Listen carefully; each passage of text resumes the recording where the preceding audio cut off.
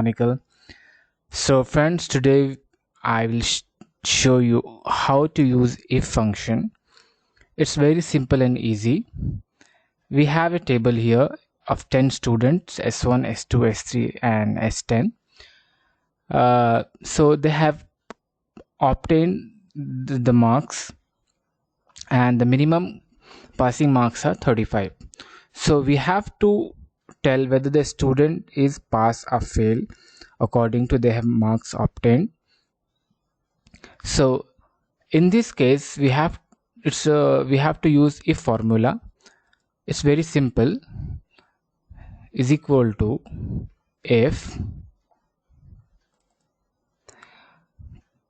logical test, means if the student has obtained more marks, then it's considered as pass.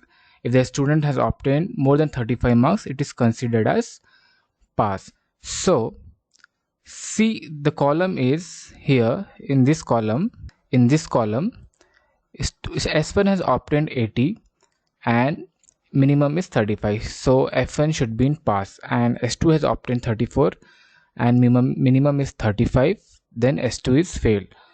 So to pass the exam, the logic is C5 must be greater than D5. Means you can select directly from here also. C5 is greater than, if it is greater than, then it is pass.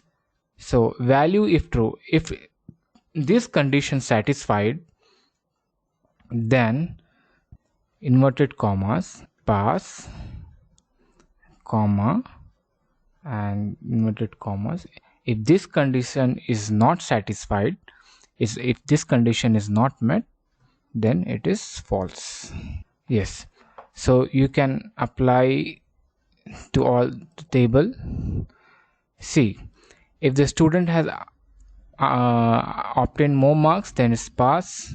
For less, here it's showing it's fail. So likewise you have to use the if condition. Thanks for watching. Please subscribe if you like this video and kindly share. Thank you.